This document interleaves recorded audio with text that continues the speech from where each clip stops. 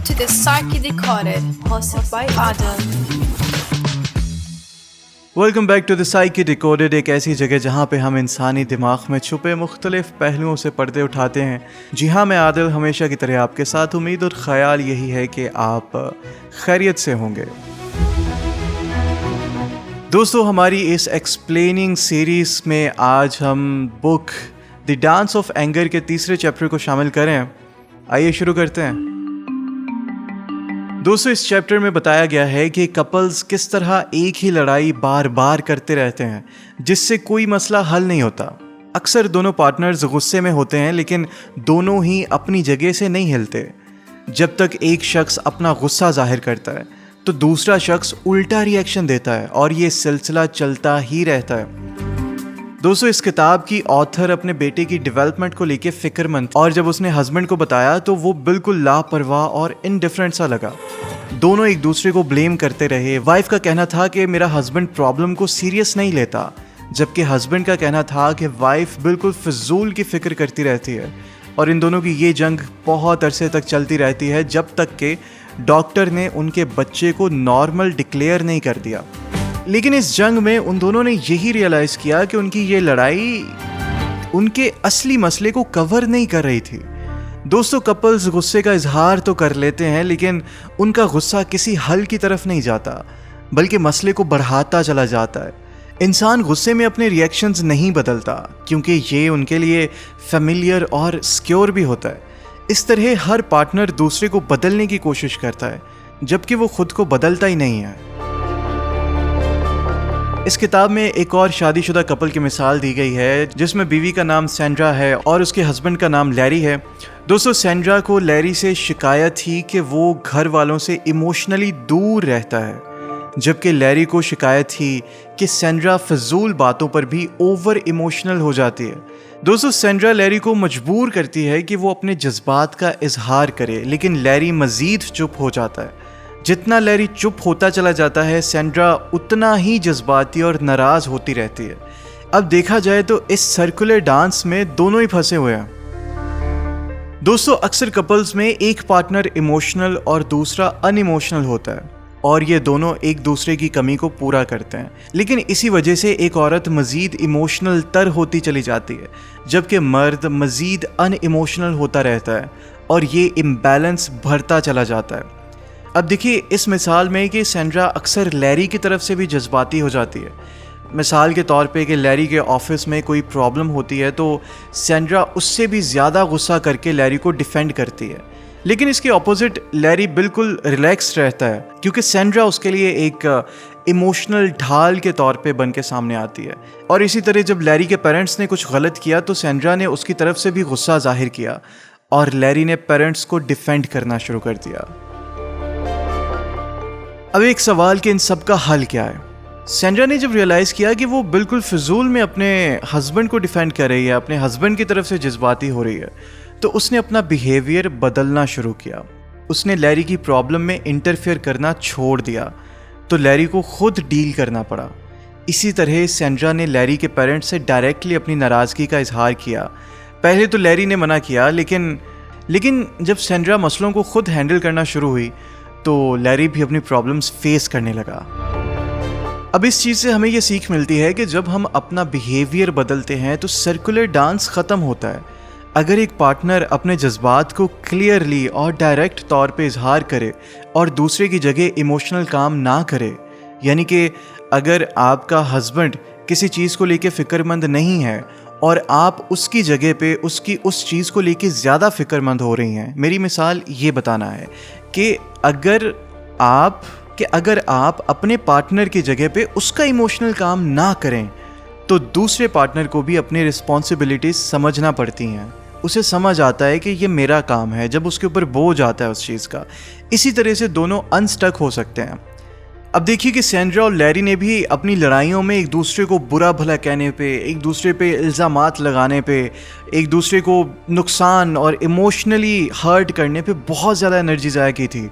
हर जोड़े की तरह उनका भी यही तरीका था कि वो ढूंढते थे कि किसने पहले लड़ाई शुरू की है, किसने पहले क्या कहा है, किसने पहले कौन सी गलती की है। मिसाल के तौर पे कि अगर एक वाइफ हर वक्त अपने हस्बैंड को बातों से तंग करती है और हस्बैंड जज्बाती तौर पर दूर हो जाता है, जितना वो दूर होता है उतनी ही वाइफ और ज़्यादा नाराज़गी और कंप्लेन करती है। इस साइकिल में दोनों ही फंसे रहते हैं। लोग ये सोचते हैं कि किसने पहले शुरू किया है, लेकिन दर हकीकत इस तरह की लड़ाई का कोई आगाज़ या कोई आखिर नहीं होता। ये एक सर्कुलर डांस है, ये एक सर्कुलर मोशन है जिसमें एक पार्टनर का बिहेवियर दूसरे को प्रोवोक करता रहता है। ज़्यादा इम्पॉर्टेंट ये नहीं है कि किसने पहले शुरू किया, बल्कि असल सवाल ये है कि इस सर्कुलरिटी से निकला कैसे जाए। दोस्तों, इससे बाहर निकलने का बेहतरीन तरीका ये है कि हर इंसान अपने रोल को समझे और एक्सेप्ट करे कि वो खुद भी इस मसले को बढ़ावा देता है। अगर हमें लगता है कि 97% गलती दूसरे की है, फिर भी हम अपनी 3% गलती को कंट्रोल कर सकते हैं। हमें समझना चाहिए कि हम सिर्फ अपने आप को बदल सकते हैं, दूसरे को नहीं बदल सकते। और जब हम खुद अपने स्टेप्स चेंज करते हैं तो सर्कुलर डांस ख़त्म हो जाता है, वो सर्कुलरिटी ख़त्म वहीं पे टूट जाती है। यही इस मसले का असली हल है। दोस्तों, इस चैप्टर में एक और बहुत कॉमन चीज़ के बारे में बताया गया है जिसको नाम दिया गया है इमोशनल परसूअर और इमोशनल डिस्टेंसर का। अब इमोशनल परसूअर होता क्या है? अब इस चीज़ को गौर से समझिए कि एक ऐसा शख्स जो अपनी एंजाइटी और परेशानी को जज्बात शेयर करके और इमोशनल कुर्बत हासिल करके कम करता है। अब आम तौर पे ये वाला रोल औरतों का होता है जो ओपनली अपने जज्बात का इजहार करती हैं और कुर्बत चाहती हैं। और इसके बरक्स इमोशनल डिस्टेंसर कौन होता है? एक ऐसा शख्स जो एंजाइटी और परेशानी में जज्बाती तौर पे दूर हो जाता है, लॉजिकल सोचता है और इमोशनली अपने जज्बात को छुपाता है। ये रोल आम तौर पे हमारी सोसाइटी में मर्दों का होता है। अब देखिए कि ऐसे कपल्स एक दूसरे को कॉम्प्लीमेंट करते हैं। औरत एक्सप्रेसिव, जज्बाती और जिंदा दिल होती है, मर्द लॉजिकल, रिजर्व्ड और काम, बिल्कुल पुरसुकून तबीयत का मालिक होता है। जब तक सब अच्छा चल रहा होता है ये दोनों रोल्स आइडियल लगते हैं। ये दोनों रोल्स एक दूसरे की ये वाली खासियतें, ये दूसरे के बिहेवियर हमें बहुत भाता है। लेकिन जब कोई भी मसला आता है ना, बीमारी या बच्चे का मसला या फाइनेंशियल परेशानी, तो औरत फ़ौरन जज्बात का इजहार करती है, अपने पार्टनर से भी इमोशनल रिएक्शन की डिमांड करती है। लेकिन डिस्टेंसर यानी मर्द मज़ीद लॉजिकल और रिजर्व्ड हो जाता है। जितना वो इमोशनल डिस्टेंस रखता है उतनी ही औरत और ज़्यादा इमोशनल कुर्बत हासिल करने की कोशिश करती है, और जितनी वो कुर्बत हासिल करने की कोशिश करती है उतना ही मर्द और दूर होता चला जाता है। देखिए, औरत मर्द को इनसेंसिटिव, कोल्ड और जज्बात से आरी होने का इल्ज़ाम देती है। मर्द औरत को ओवर इमोशनल, कंट्रोलिंग और जज्बाती तौर पे नीडी होने का इल्ज़ाम देता है। एक वक्त आता है कि जब औरत थक हार के रिएक्टिव डिस्टेंस में चली जाती है, मतलब कि वो अब इमोशनली मर्द को रिजेक्ट कर देती है और अपनी ज़िंदगी में मसरूफ़ होने लगती है। और जब मर्द को यही डिस्टेंस अनकंफर्टेबल लगने लगता है तो वो खुद क्लोजनेस की तरफ कदम बढ़ाता है, लेकिन उस वक्त तक देर हो चुकी होती है। औरत गुस्से से कहती है कि जब मुझे तुम्हारी ज़रूरत थी तब तुम कहाँ पे थे। और उस वक्त मर्द औरत की जगह पे आ जाता है और औरत मर्द की जगह पे आ जाती है। अब दोस्तों देखिए कि जब तक औरत एक इमोशनल परसूअर बनी रहती है वो मर्द को बचाए रखती है, क्योंकि मर्द को खुद कभी अपनी डिपेंडेंसी और इमोशनल नीड फेस नहीं करना पड़ती। मर्द इमोशनल तौर पर इंडिपेंडेंट और कूल रह सकता है क्योंकि जज्बात का काम औरत कर रही होती है। अगर परसूअर यानी औरत बैक ऑफ करे और इमोशनली इंडिपेंडेंट होकर अपनी ज़िंदगी पे फोकस करे, लेकिन गुस्से या नफ़रत के बग़ैर, तो डिस्टेंसर यानी मर्द अपनी इमोशनल ज़रूरत को खुद रियलाइज़ करने लगता है।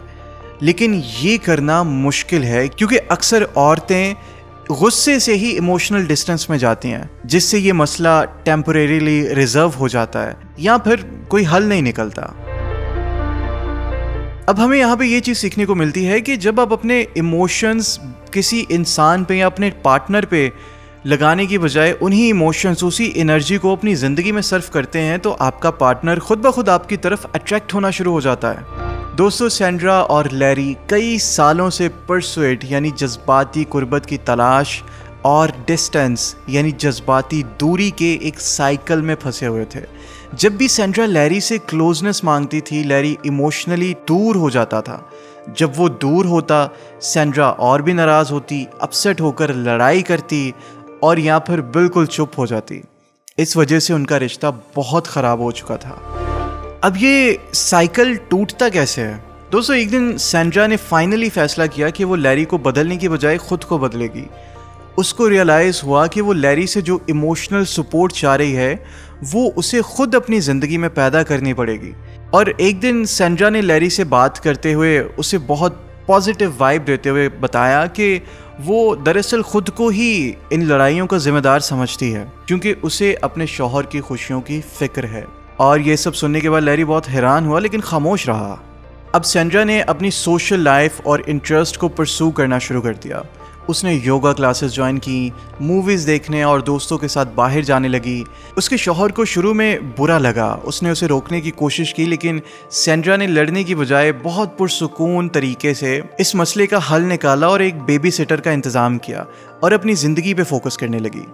ना ही उसने लैरी पे किसी किस्म की इल्ज़ाम तराशी की, ना उसे परस्यू किया, ना ही उससे नाराज़ होकर विड्रॉ किया। बल्कि अब तो वो लैरी से बिल्कुल भी नाराज़ नहीं थी, बल्कि पहले से ज़्यादा फ्रेंडली थी। इन सब मामलात के 3 हफ्तों के बाद लैरी रेस्टलेस हो गया, क्योंकि अब सैंड्रा उससे इमोशनल कुर्बत नहीं मांग रही थी। लैरी को अब सैंड्रा की कमी महसूस होने लगी थी। उसने पहले सैंड्रा को प्रोवोक करने की कोशिश की, लेकिन सैंड्रा ने कामली बहुत पुरसुकून तरीके से उसे समझाया कि वो अपनी लाइफ एंजॉय करना चाहती है और ज़हनी तौर पे वो लैरी के ख़िलाफ़ नहीं है। जब लैरी ने देखा कि सैंड्रा उससे नाराज़ नहीं हो रही बल्कि अपनी खुशियों पर तवज्जो दे रही है, तो लैरी खुद सैंड्रा को परस्यू करने लगा। वो सैंड्रा को बाहर डिनर पे ले जाने लगा, कोशिश करने लगा और इमोशनल क्लोजनेस का इजहार करने लगा। दोस्तों इसमें थोड़ी सी एक फ़नी सिचुएशन ये हुई कि जब लैरी सैंड्रा को परस्यू करने लगता है तो सैंड्रा को भी रियलाइज़ हुआ कि उसे भी पर्सनल स्पेस की ज़रूरत है। कुछ अरसे के लिए उनके रोल्स बिल्कुल रिवर्स हो चुके थे। लैरी परस्यूअर बन गया और सैंड्रा डिस्टेंसर, लेकिन इवेंचुअली उन दोनों ने बैलेंस हासिल कर लिया था। अब सवाल ये है कि ये चेंज कैसे हुआ, क्यों हुआ? सैंड्रा ने चेंज का इनिशिएटिव इसलिए लिया क्योंकि उसे ज़्यादा इमोशनल तकलीफ थी। परस्यूअर होने की वजह से वो इमोशनली ज़्यादा कमज़ोर थी। उसने रियलाइज़ किया कि अगर वो खुद नहीं बदलेगी तो कोई भी नहीं बदलेगा। दोस्तों जब एक बहुत इमोशनल इंसान अपने जज्बात की तवज्जो दूसरों से हटा लेता है ना, यानी वो बिना गुस्से और नाराज़गी के अपनी एनर्जी अपनी ज़िंदगी में लगाने लगता है, तो इमोशनल डिस्टेंसर यानी कि उनके इर्द गिर्द लोग जिनके ऊपर वो अपनी एनर्जी को वेस्ट कर रहा था या लगा रहा था, उन तमाम लोगों को भी अपनी इमोशनल नीड का एहसास होने लगता है और इस एहसास से दोनों पार्टनर को बैलेंस मिलता है। ये एक सही तरीका है, बल्कि हार्ड टू गेट वाली गेम नहीं है, बल्कि इसके ऑपोजिट अपनी ज़िंदगी और खुशियों की रिस्पॉन्सिबिलिटी लेना है। इससे रिलेशनशिप बैलेंस्ड और रियल बन जाता है। अब दोस्तों इस चैप्टर में आगे चल के सैंड्रा के अनकॉन्शियस बिहेवियर के बारे में बात की गई है और ये चीज़ हमारे माशरे में अक्सर औरतों के अनकॉन्शियस को दर्शाती है। मसलन कि सैंड्रा अपने बच्चों की फ़िक्र कुछ ज़्यादा करती है, जिस तरह से उसकी माँ उसकी फ़िक्र किया करती थी। जब बच्चे परेशान होते तो सैंड्रा खुद भी परेशान हो जाया करती और उनके प्रॉब्लम सॉल्व करने लगती। वो बच्चों को अपने जज्बात खुद संभालने का मौका ही नहीं दिया करती थी। वो हर वक्त उनमें कोई मसला ढूंढती रहती और बच्चे भी हमेशा उसे परेशान करने के मौके दिया करते। और इसी तरह से उसका शौहर लैरी अपने करियर और हॉबीज़ में बिजी रहता था। वो इमोशनली अपनी फैमिली से दूर था। जब सैंड्रा बच्चों को करीब होकर लैरी की कमी पूरी करती तो लैरी को लगता कि अब वो बाहर रह चुका है। जब वो नाराज़ होकर बच्चों की तरफ आता तो वो एकदम से डोमिनेंट होकर कंट्रोल करता, लेकिन फिर से डिस्टेंस हो जाया करता। ये एक विशियस साइकिल था। लैरी जितना दूर होता सैंड्रा उतनी ज़्यादा इन्वॉल्व होती और जितनी सैंड्रा इन्वॉल्व होती लैरी मज़ीद दूर हो जाया करता। इससे वो दोनों एक दूसरे को प्रोवोक करते रहते थे। अब हैरत की बात यह है कि पिछले कई सालों से ये साइकिल ख़त्म क्यों नहीं हो रहा था, ये सिलसिला ऐसे ही क्यों चलता रहता था। सैंड्रा चाहती थी कि लैरी बच्चों के साथ इन्वॉल्व हो, मगर जब लैरी इन्वॉल्व्ड होने की कोशिश करता तो सैंड्रा उसको क्रिटिसाइज करती या पेरेंटिंग की डिटेल्स में उसको करेक्ट करती। सैंड्रा चाहती थी कि लैरी इन्वॉल्व्ड हो, लेकिन वो खुद भी बच्चों के साथ एक डोमिनेंट पेरेंट के तौर पर रहना चाहती थी, यानी अपने हस्बैंड को अपने नीचे रखना चाहती थी। इससे लैरी को मिक्स्ड मैसेज मिलता, इन्वॉल्वमेंट की भी लेकिन कंट्रोल उसकी बीवी के पास रहने की भी। और इसी वजह से लैरी की तरफ से भी उसकी बीवी को तरह तरह के मिक्स और अजीबोगरीब किस्म के मैसेजेस जाते। दोस्तों, एक थेरेपी के दौरान सैंड्रा को रियलाइज हुआ कि लैरी और बच्चों में ज़्यादा इन्वॉल्व होकर वो अपनी लाइफ के असली मसलों को अवॉइड कर रही है। जब सैंड्रा ने अपनी ज़िंदगी में पर्सनल ग्रोथ और गोल्स को इम्पोर्टेंस देना शुरू की तो वो बच्चों से भी कुछ इमोशनल डिस्टेंस बनाने लगी।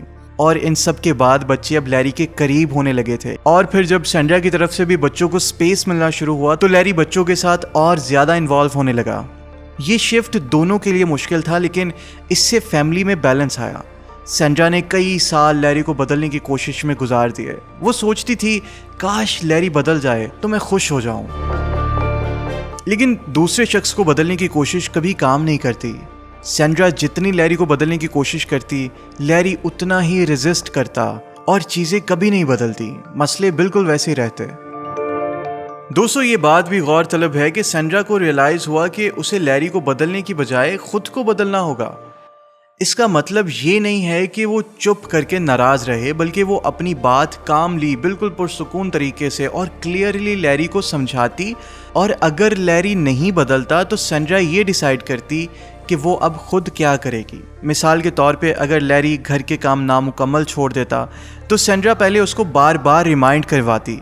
लैरी और ज़्यादा काम चोरी करता और जिससे सैंड्रा मज़ीद परेशान हो जाती और ये साइकिल चलता रहता। इससे लैरी और भी ज़्यादा इर्रेस्पॉन्सिबल हो जाता क्योंकि सैंड्रा उसको पुश कर रही थी। लेकिन फिर जब सैंड्रा ने खुद को चेंज किया तो अब सैंड्रा कामली लैरी को बताती कि ये नामुकम्मल कामों से उसे तकलीफ़ होती है, और अगर लैरी नहीं करता तो सैंड्रा खुद फैसला करती कि वो क्या करेगी। मसलन, मुझे ये इनकम्प्लीट काम पसंद नहीं है लेकिन मैं बर्दाश्त कर सकती हूँ।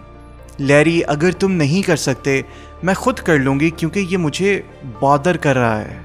और अगर तुम ये नहीं कर सकते तो हम कोई एक नौकरानी रख सकते हैं ताकि हम दोनों परेशान ना हो। इससे सैंड्रा अपनी खुद की पावर यूज़ करती है और लैरी को पुश करना छोड़ देती है। और चैप्टर 3 में यही सैंड्रा की असली पावर को जाहिर करता है कि अपने आप को चेंज करना है, दूसरों को नहीं। To the Psyche Decoded, hosted by Adam.